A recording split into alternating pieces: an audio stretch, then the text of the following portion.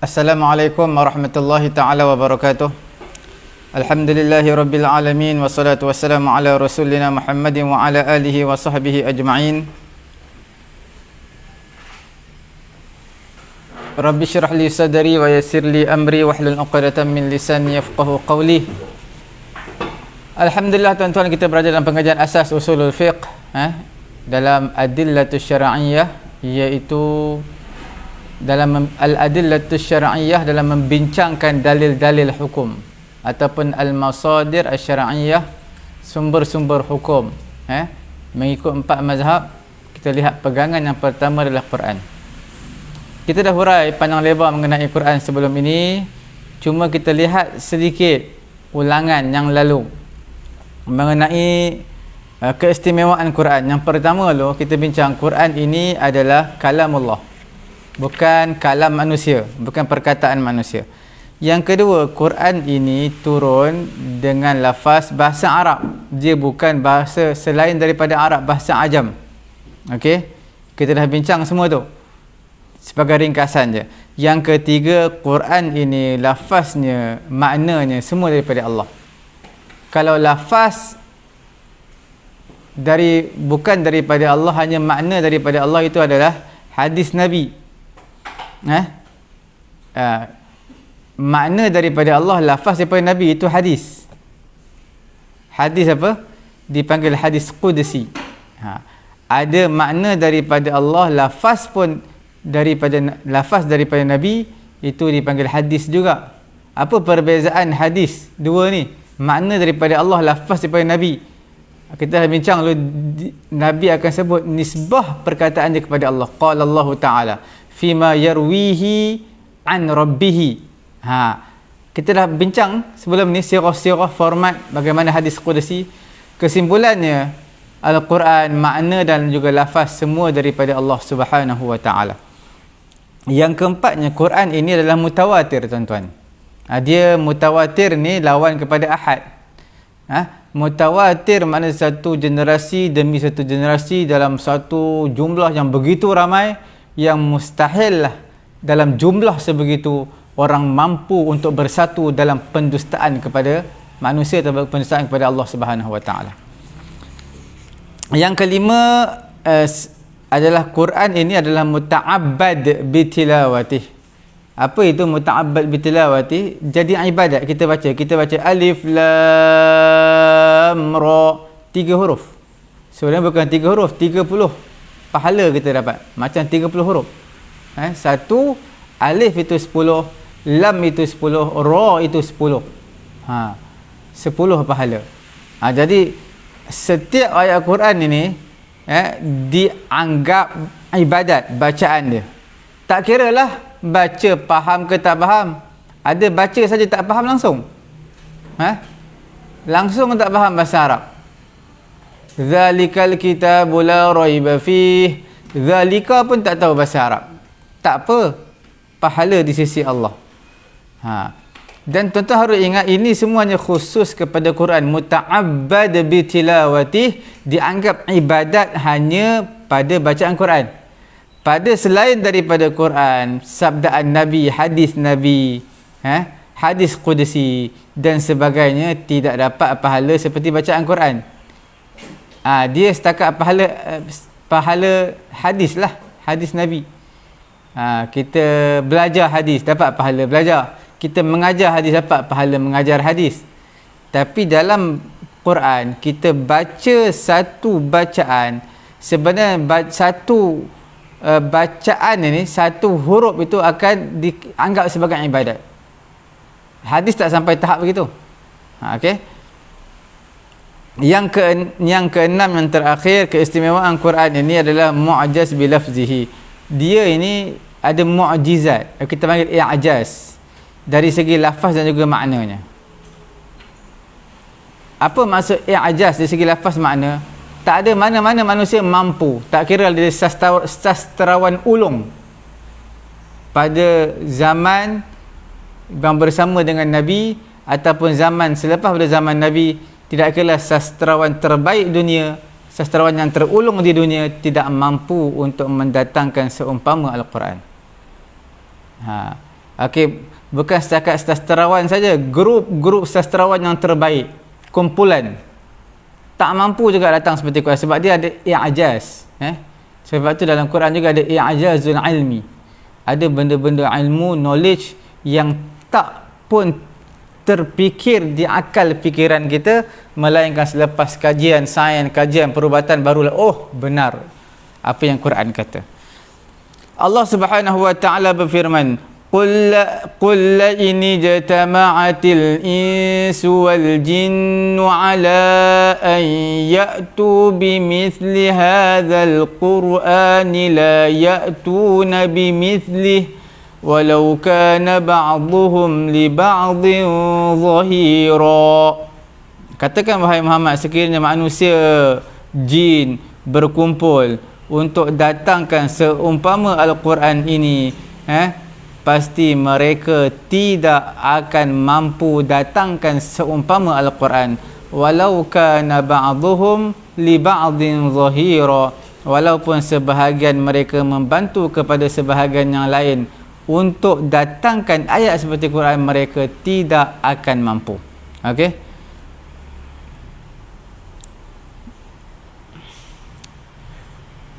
Jadi jelas di sini menunjukkan Al-Quran ini adalah di sisi Allah, kalam Allah, bukanlah daripada perkataan manusia. Manusia seperti mana yang disebut oleh Abdul Karim Zaidan dalam kitab Al-Wajiz fi Usul al-Fiqh. Okey, tuan-tuan puan-puan dirahmati Allah Subhanahu wa taala, kita lihat hujjah Al-Quran.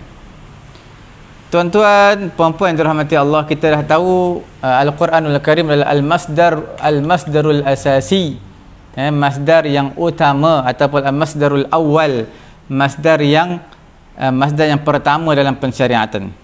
Okey. Dan di hujjah ini adalah ijma'il muslimin. Sebulat suara di kalangan ulama, Quran adalah hujjah pensyariatan yang pertama. Okey. Dan tidak ada ulama berbeza pendapat mengenai Quran sebagai hujjah di kalangan ahli sunnah. Okey.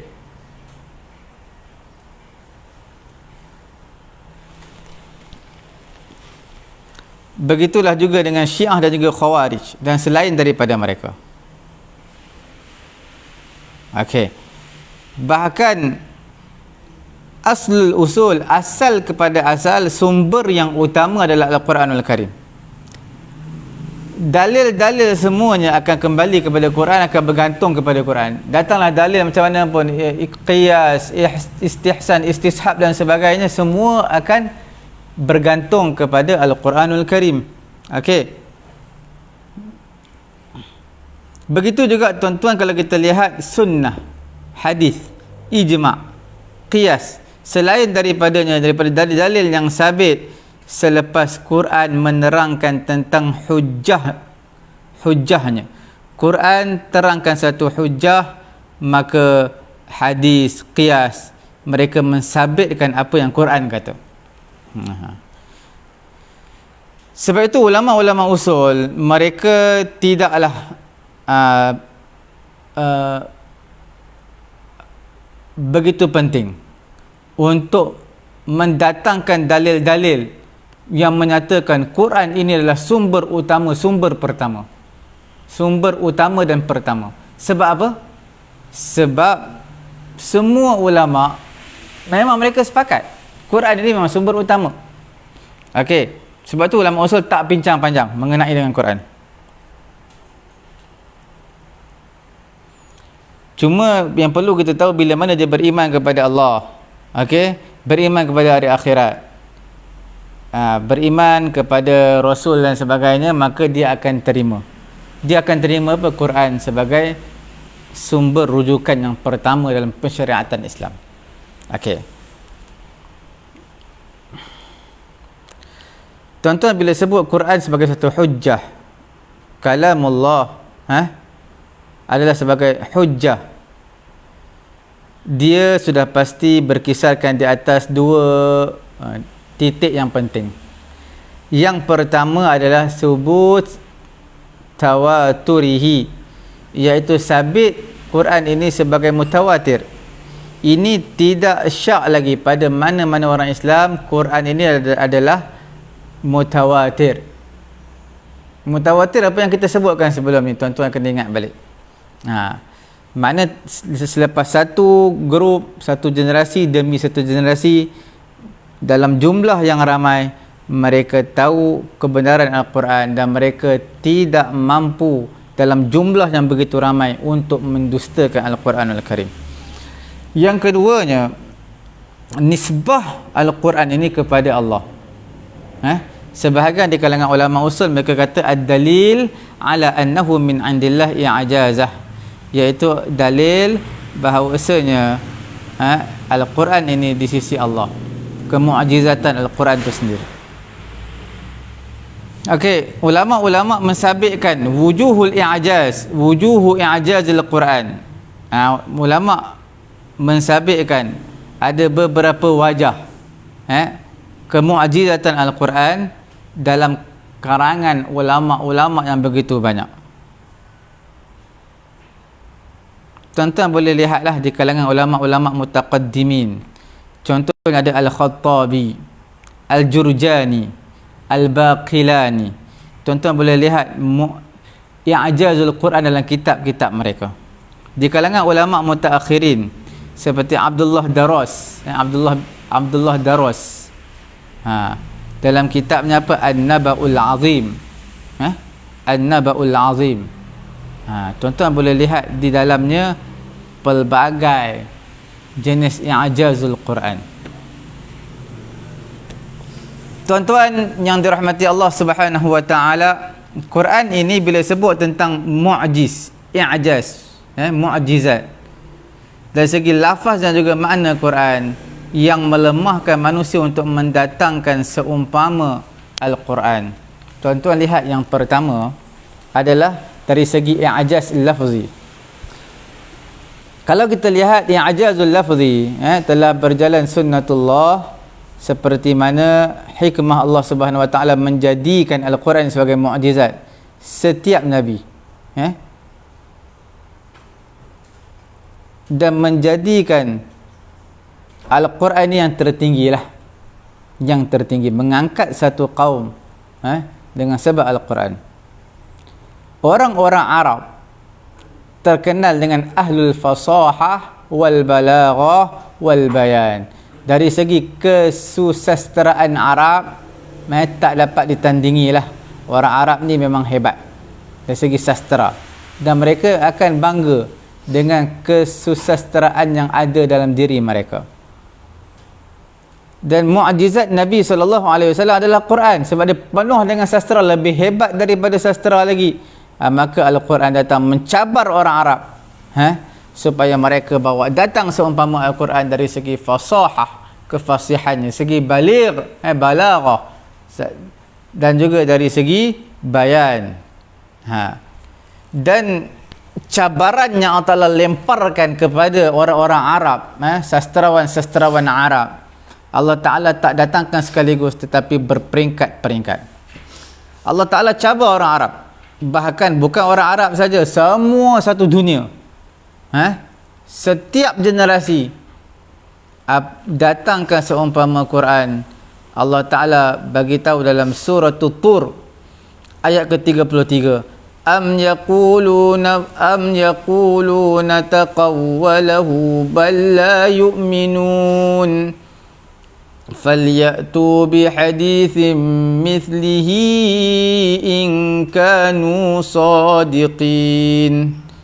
Mereka kata taqawwalahu, Muhammad mengata-ngatakan Quran, mengada-adakan mereka Al-Quran.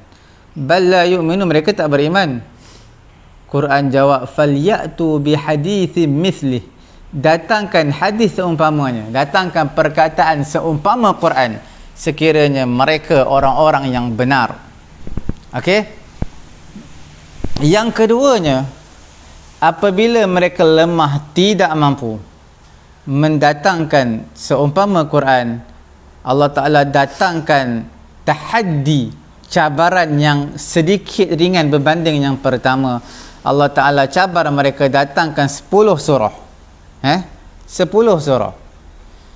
Dalam surah Hud ayat ke-13-14.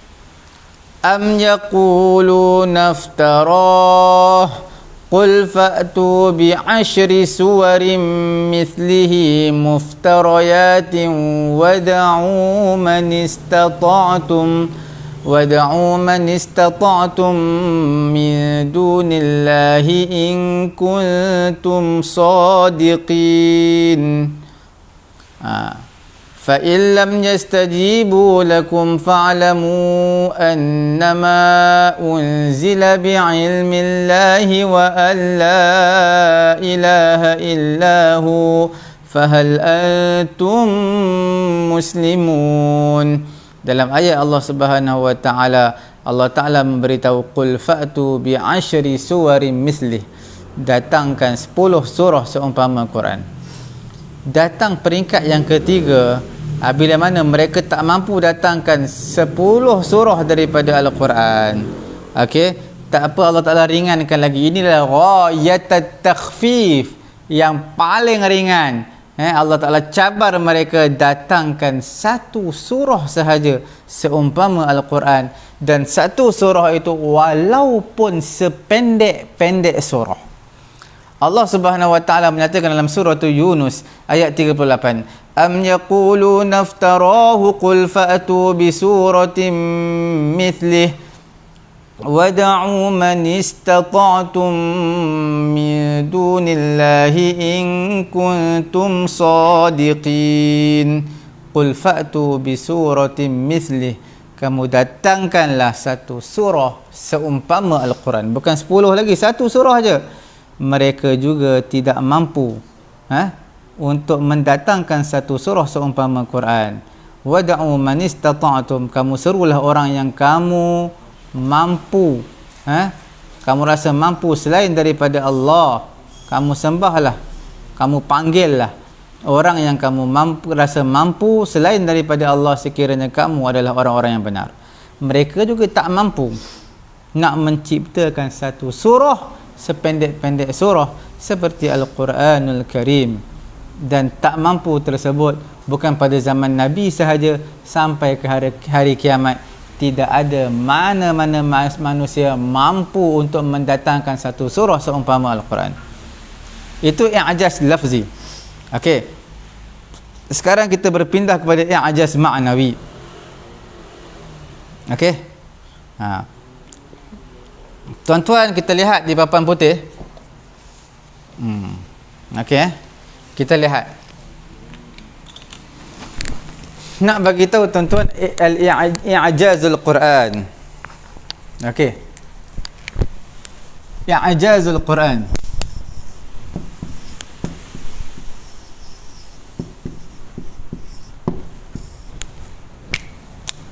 Dia terbahagi kepada dua tuan-tuan puan-puan dirahmati Allah. Yang pertama dipanggil apa? Dipanggil i'jazul lafzi. I'jazul lafzi, al-i'jazul lafzi. Okey, i'jazul lafzi ni tuan-tuan puan-puan dirahmati Allah yang kita bincangkan tadi, dia kalau sebut tentang lafaz, sudah pasti dia tidak mengenai dengan apa? Mengenai dengan ayat Quran itu sendiri, lafaz Quran itu sendiri. Sebab tu datang 3 peringkat dia. Peringkat pertama datang seumpama Quran. Peringkat yang kedua datang 10 surah daripada Quran. Peringkat yang ketiga datangkan 1 surah sahaja daripada Al-Quranul Karim. Mereka tak mampu sampai hari kiamat. Sekarang kita nak bincang untuk pengetahuan tuan-tuan, i'jaz yang kedua dipanggil apa? Al-i'jazu al-ma'nawi. Makna, dari segi makna Al-Quran itu sendiri.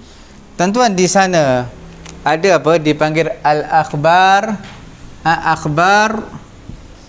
Akhbar ni perkhabaran. Akhbar al-umam, umat.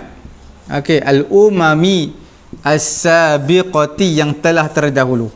Macam mana Nabi boleh tahu apa yang berlaku kepada kaum Samud, kaum Ad dan juga Fir'aun dan juga tentera-tentera dia? Macam mana Nabi boleh tahu? Inilah kita panggil al-akhbar al-umam as-sabiqah, iaitu nabi, iaitu perkhabaran peristiwa yang berlaku daripada umat-umat yang telah terdahulu. Contoh seperti mana dalam surah Sad, Allah Subhanahu wa taala menyatakan kadzabat qablahum qaum nuhin wa 'adun wa fir'aun dzul autad wa thamud wa qaum lutin wa ashabul aikati ulaikal ahzab. Telah mendustakan sebelum daripada mereka kaum kufar kafir Quraisy Makkah. Kaum Nuh dah dustakan Nabi dia, kaum Ad dustakan Nabi dia, Fir'aun dustakan Nabi Musa, wa Samud, kaum Samud, kaum Lut, ashabul aikah, ulaikal ahzab, mereka ni grup-grup yang mendustakan Nabi. Jadi peristiwa-peristiwa ini dipanggil i'jazul ma'nawi. Tak ada siapa yang boleh tahu tentang sejarah-sejarah orang telah terdahulu melainkan apa yang diberitahu oleh Allah Subhanahu wa taala. Kemudian yang kedua, tuan-tuan puan-puan dirahmati Allah Subhanahu wa taala, Quran ini adalah syamil. Apa itu syamil? Iaitu asyamilah, merangkumi, syamilah. Likulli zamanin wa makanin. Asyamilah as-salihah, yang sesuai, merangkumi as-salihah, yang sesuai. Salihah ni mana sesuai? Likulli makanin, setiap tempat, tak kira di Malaysia, di Amerika, di Rusia, di Mekah dan juga zaman, setiap masa daripada umat, daripada Nabi SAW sampailah hari kiamat nanti. Okey, Quran hukumnya relevan, bukan untuk zaman dahulu saja. Okey, tuan-tuan puan-puan dirahmati Allah Subhanahu wa taala. Kemudian tak cukup sekadar itu, Quran juga adalah apa? Akhbar, memberitahu. Apa dia? Al-umur al-mustaqbalah. Al-umur apa dia? Akhbar. Ni akhbar. Perkhabaran minal umur, daripada perkara-perkara, al-umur al-mustaqbalah, al-mustaqbaliyah. Apa dia tu?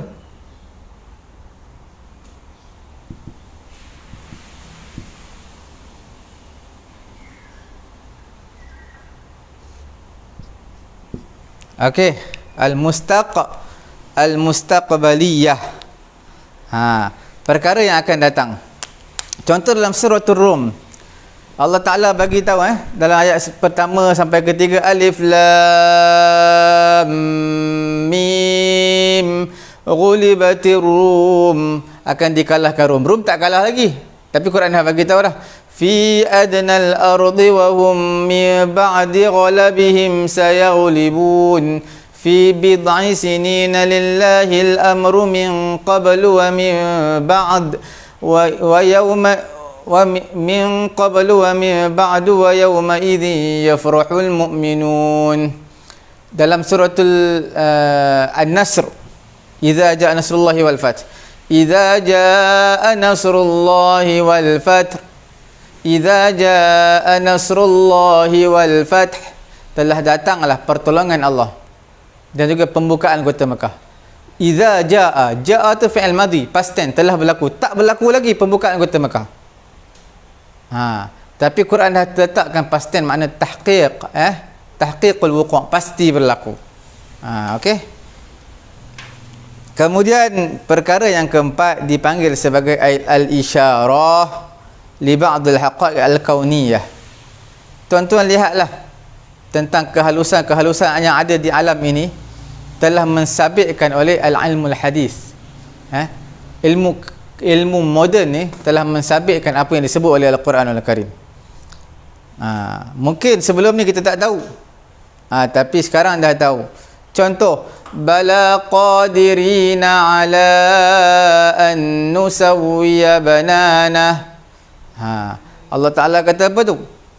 Allah Ta'ala kata Allah Ta'ala mampu untuk menciptakan balik, mensamakan balik apa nama bananah, hujung jari jemari kita ni.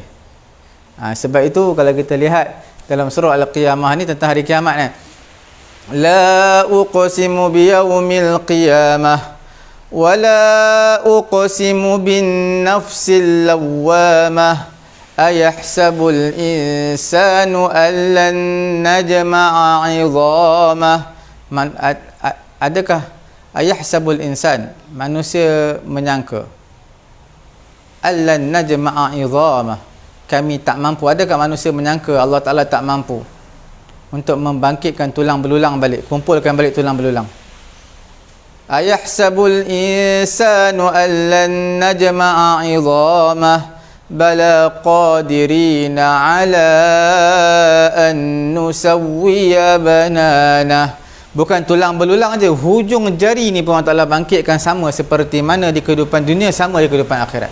Jadi apa al-ilmul hadis di sini?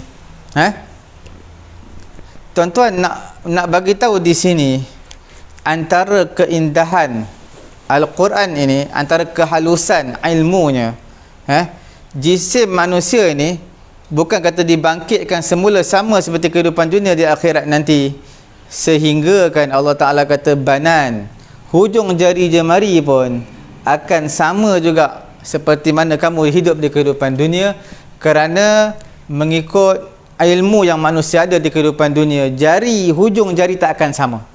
Sebab tu tuan-tuan pergi bank nak keluar duit, tuan-tuan bawa IC orang lain, buku bank orang lain, IC pun orang yang tu juga. Tapi tuan-tuan, walaupun buku bank orang lain, IC orang lain, cop jari tuan-tuan tak boleh nak potong jari dia letak. Tak boleh nak tipu. Sebab apa? Takkan sama. Sehingga ulama kata walaupun rupa parasnya sama, kembar, tidak kira kembar dua lah, kembar tiga lain-lain muka, kembar dua, mukanya seiras dan badannya seiras, sama semuanya. Perbezaannya adalah di hujung jari, kerana yang kembar A dan B, kembar A menggunakan IC kembarnya, pasangan kembarnya, untuk keluarkan duit di bank, hujung jari tidak akan sama. Sebab itu sehingga dalam ilmu keduniaan kita pun, dalam ilmu forensik digunakan hujung jari. Pencuri masuk rumah, membunuh, semuanya menggunakan, boleh detect dengan hujung jari. Allah Ta'ala kata hujung jari ni bukan sekadar manusia tu dibangkitkan tulang belulang, dicantumkan balik dan dihidupkan kehidupan dunia, jari pun tetap sama. Sebab itu daripada IC kita, pasport kita, daripada satu negara ke negara yang lain kita nak pergi, tak dapat tidak, cop jari tu wajib. Tidak akan sama ada ayah dia, anak dia ataupun kembar dia sendiri, tidak akan berlaku kesamaan dalam di hujung jari. Cuma bila usia dah lewat sampai ke 80 90, kadang-kadang mungkin sebahagian manusia ada jarinya, uratnya agak lari, tidak sama. Itu pasti ada lah yang berlaku, tapi kebanyakannya semua adalah sama. Siapa yang jari hujungnya rosak, dia perlu ada surat nak keluarkan duit di bank dan urusan-urusan yang rasmi, dia perlukan ada surat JPN, Jabatan Pendaftaran Negara, menyatakan cop jarinya rosak. Sebab dia sentiasa lari. Kadang-kadang orang tua jari dia tak boleh keluar duit kat bank sebab jari dia tak sama dengan IC dia. Okey tuan-tuan perempuan dirahmati Allah, ini semua adalah al-i'jaz al-ma'nawi. Tuan-tuan perempuan dirahmati Allah Subhanahu wa taala. Apabila sabit Quran ini di sisi Allah Subhanahu wa taala dengan dalil i'jaz, sama ada lafzi dan juga ma'nawi, maka wajiblah kita mengikutnya. Sehingga dalam Quran sendiri perintah supaya kita ikut Quran, wa anihkum bainahum bima anzalallah wa la tattabi' ahwa'ahum. Kamu hukumlah sesama mereka manusia dengan hukumnya Allah Ta'ala turunkan, jangan kamu ikut hawa nafsu mereka. Quran ini itu dalam suratul Maidah ayat yang ke-49. Okey, tuan-tuan puan-puan dirahmati Allah Subhanahu wa taala, Al-Quranul Karim tanpa syak lagi dia adalah satu hujah kepada semua generasi dan juga umat. Kita lihat tuan-tuan, Al-Quranul Karim kalam Allah Subhanahu wa taala dan bukan rekaan daripada manusia. Nabi SAW, kita katakan Quran daripada Nabi. Nabi seorang ummi, tak tahu tulis, tak tahu baca.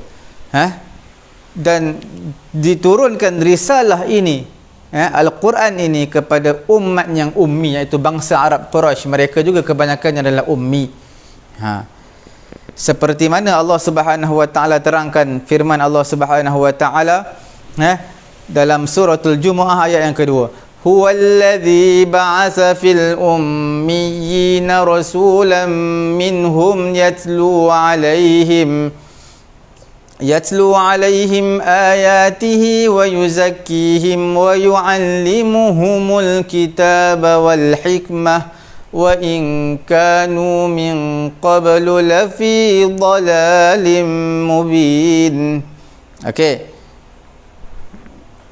apa dia maksud dia? Allah Ta'ala menghantar pada umat yang ummi ni, Allah Ta'ala hantar seorang rasul di kalangan mereka, membacakan ayat-ayat Allah kepada mereka, membuat tazkiyah kepada mereka, mengajar mereka kitab Al-Quran dan juga hikmah, iaitu hadis, perkataan Nabi, walaupun mereka dahulunya dalam keadaan sesat, dalam kesesatan yang nyata. Apabila Nabi SAW ummi, tidak boleh menulis, tak boleh membaca, ijma' di kalangan ulama al-mu'arrikhin, ijma' di kalangan sejarawan, ulama sejarah.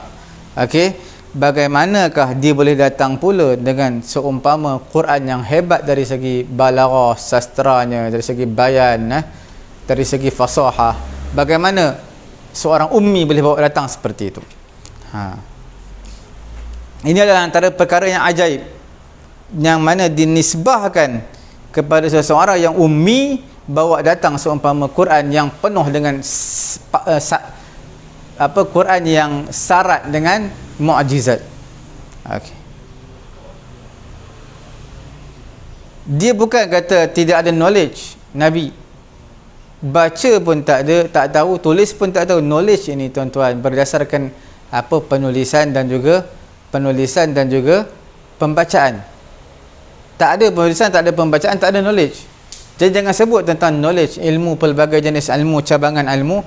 Tulis pun tak tahu, baca pun tak tahu. Okey,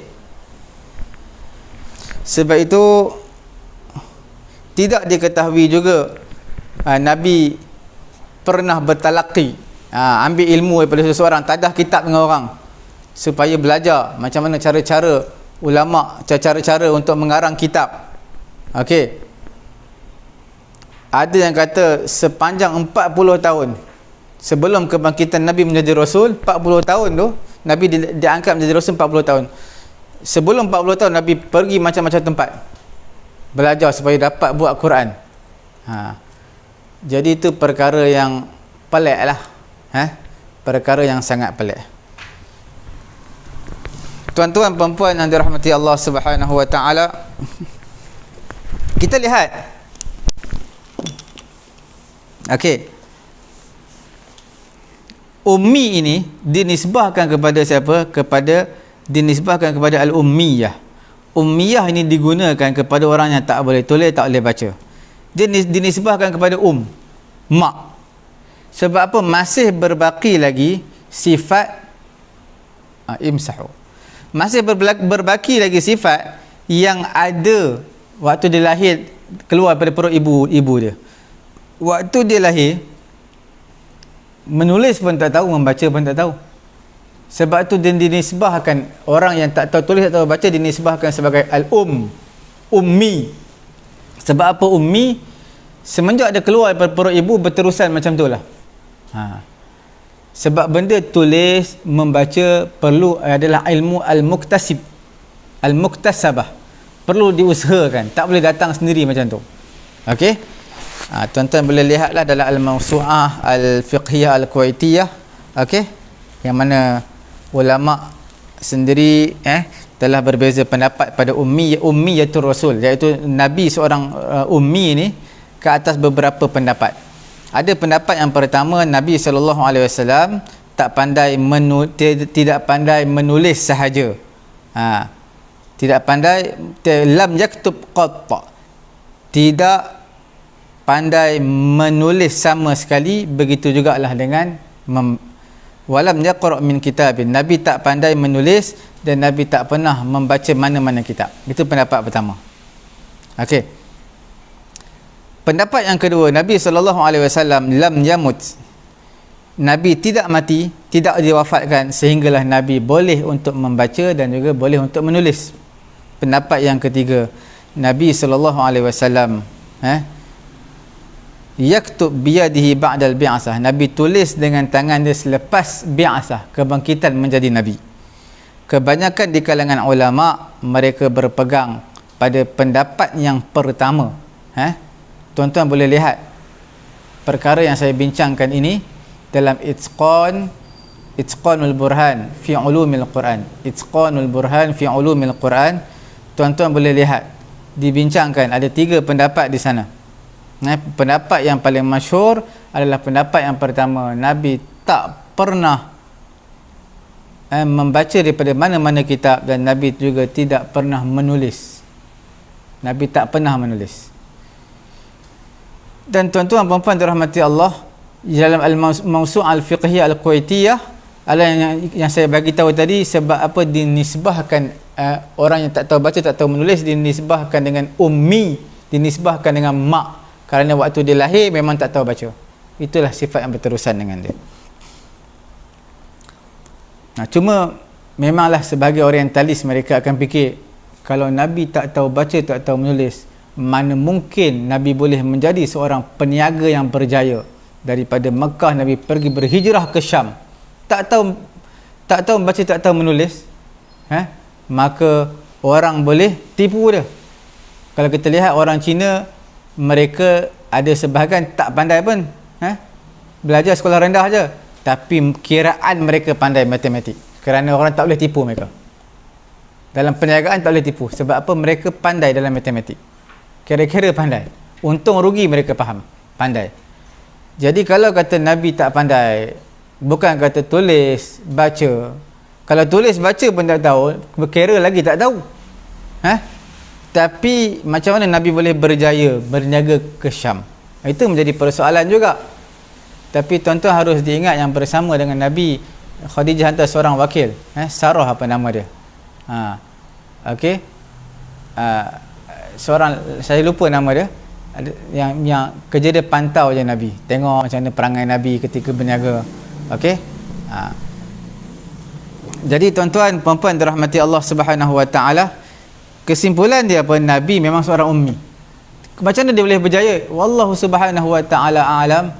Yang kita terima daripada pendapat ulama, majoriti di kalangan ulama, iaitu Nabi tak tahu menulis, tak pernah membaca mana-mana kitab, tetapi mungkin disebabkan nusrah Allah, Allah Ta'ala bersama dengan dia, pertolongan Allah bersama dengan dia. Tuan-tuan puan-puan dirahmati Allah, sebahagian ulama-ulama sejarah al-mu'arrikhun, sejarawan, mereka menyebutkan Nabi bertemu dengan rahib, Buhaira ataupun Bahira, di Busra di Syam, bersama dengan pakcik dia Abu Talib. Okey, pakcik Nabi Abu Talib nak berhijrah, nak pergi berniaga ke Syam. Dia dah ikut pakcik dia lah, kecil-kecil lagi. Pada ketika tu Nabi budak lagi lah, budak pun tak, kita kata tak lebih umur 9 tahun lah, masih kanak-kanak lagi. Itu sekali je pun yang diikut, tak pernah pun dalam kisah-kisah sejarah sebut Nabi pergi dengan pakcik dia Abu Talib sampai 4 kali 5 kali ke Syam. Tak ada, sekali tu je. Dan mereka tidak melihat Bahira bercakap lebih banyak berbanding dia bercakap kepada pakciknya je Abu Talib. Dia cakap dengan pakcik Nabi Abu Talib, dia tak cakap dengan Nabi apa-apa pun. Cuma dia cakap dengan pakcik dia, sayakunu libni akhika hadha sya'nun azim, kelak kamu akan lihat wahai Abu Talib, anak saudara kamu ni anak saudara kamu ini ada sya'nun azim, satu perkara yang ajaib satu hari nanti menggegarkan dunia. Itu je yang dia bagi tahu, tak ada pun panjang lebar cerita. Seperti itu juga ulama-ulama sejarah mereka sebut Nabi bertemu dengan Waraqah bin Naufal. Tuan-tuan, Waraqah bin Naufal ni Nabi jumpa pada ketika mana Nabi bersama dengan isteri Khadijah. Sebab Nabi bertapa di Gua Hira. Nabi takut ni bertapa di Gua Hira. Jibril kata Jibril suruh Nabi baca Iqra ma ana biqari. Nabi kata ma ana biqari. Iqra ma ana biqari. Aku tak tahu baca. Last sekali apa dia? Apa yang bila Nabi balik, apa yang berlaku? Nabi kata zammiluni zammiluni, menggigil badan Nabi, selimut aku. Last sekali Khadijah kata kita jumpa dengan pakcik Khadijah, iaitu Waraqah bin Naufal. Waraqah ni pada ketika Khadijah dan juga Nabi jumpa dia, waktu tu dah syaikhan kabiran, syekh yang sangat tua dah tua bangka dah. Sampai dia pernah berkata dalam hadis Sahih Bukhari pun ada, hadza huwal wahyi alladhi nazala ala Musa. Dia kata ini adalah wahyu ni yang pernah diturunkan kepada Nabi Musa. Dan dia mengiktiraf, Waraqah bin Naufal dia sendiri mengiktiraf tentang kenabian Nabi SAW. Antara lelaki-lelaki yang masih lagi berpegang dengan pegangan yang murni, yang tidak menyembah berhala, iaitu Waraqah bin Naufal. Ada beberapa orang lagi lah, Waraqah bin Naufal, kita panggil berpegang dengan millah al-Hanifiyah. Okey. Dan dia bercita-cita, siapa dia? Iaitu Waraqah bin Naufal. Dia kata, kalaulah lawa'ishtu, kalaulah aku sempat hidup, pasti aku akan jadi penolong kepada Nabi SAW, kerana Nabi akan dihalau, umatnya akan menghalaunya sendiri daripada Mekah. Jadi Nabi terkejut.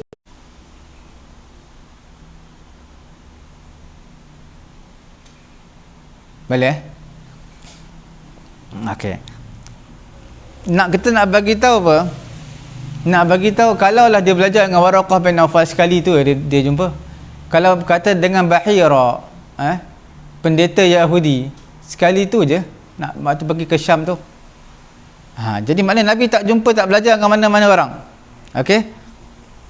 Kemudian tuan-tuan puan-puan dirahmati Allah, kalau ada orang yang berkata Muhammad itu sekalipun dia ummi, akalnya, sekalipun tak tahu baca, tak tahu menulis, tetapi akalnya geliga, faqal adah, luar biasa, sehingga dia boleh datang seumpama apa yang daripada Quran.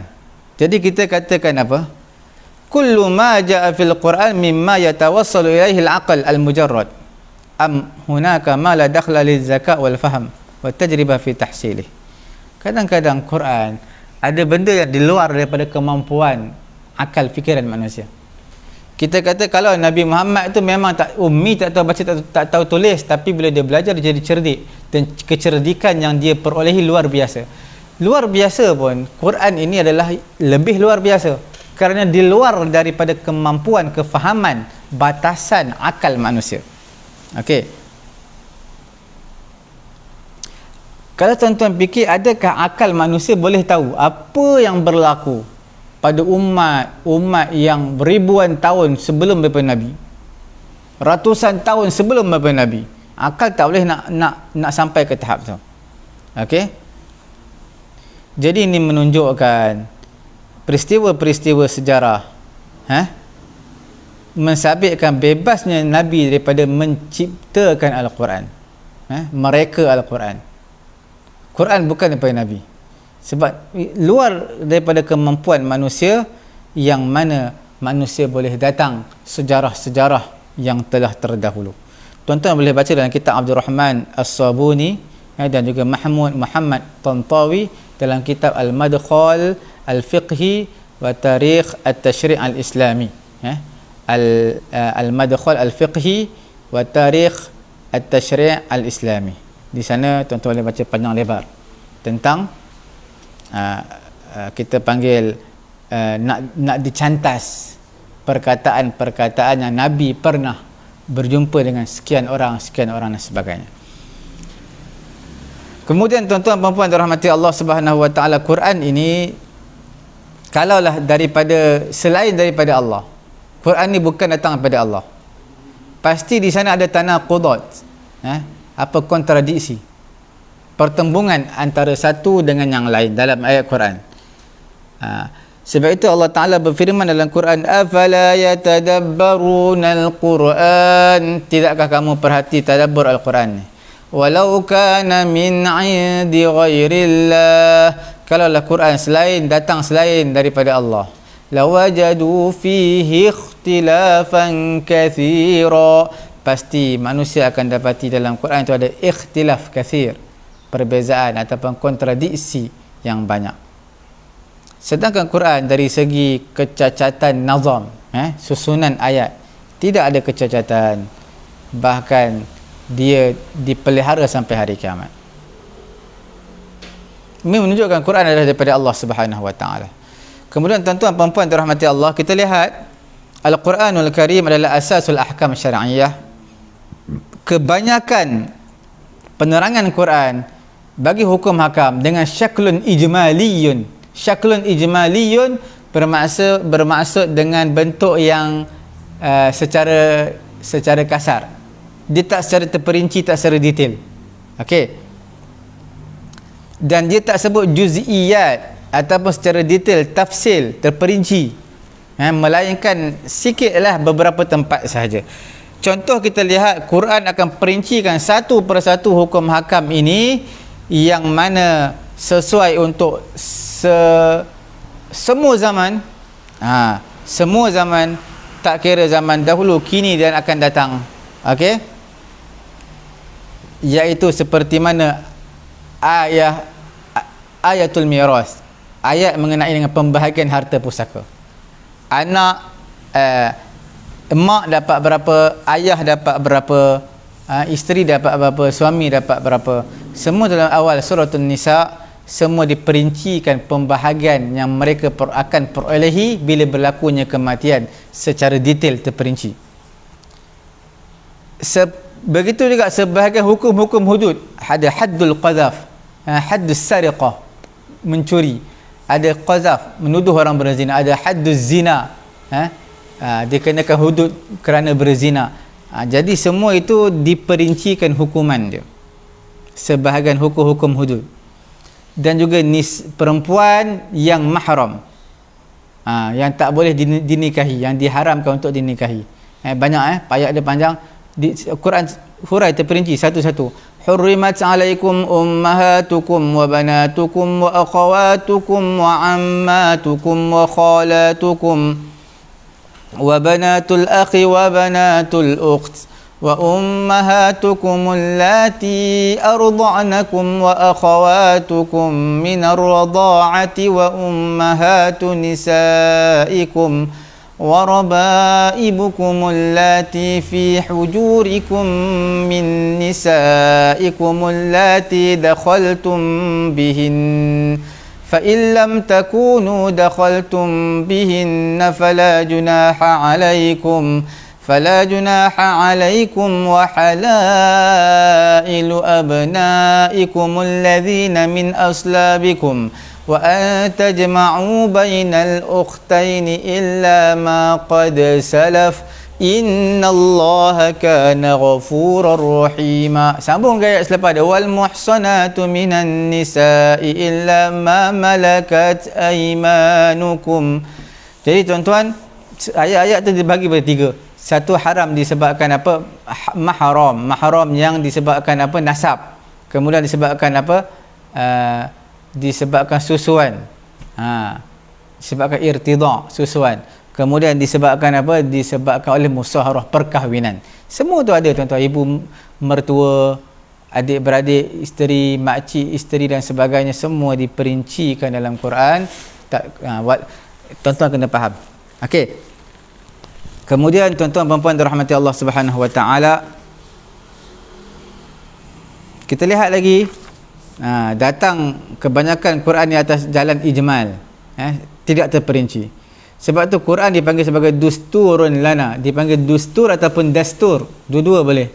Maksudnya sebagai satu kaedah kulliyah, satu macam qanun, undang-undang, sebagai undang-undang, kerana datanglah dengan tariqah dusturiyah nazran ila anna hadha tafsil yukhrijuhu an aghradil Quran al-ukhra min al-balaghah wa ghairiha. Kerana dia bukan sekadar untuk menceritakan hukum hakam, bahkan dia juga menceritakan dari sudut perkara yang lain, balaghah, sastra dan sebagainya. Okey, sebab itu kita panggil khairul kalam ma qalla wa dal, sebaik-baik perkataan yang mana yang pendek dan juga lebih menunjukkan perkara tu, tak boleh panjang lebar meleret panjang. Okey,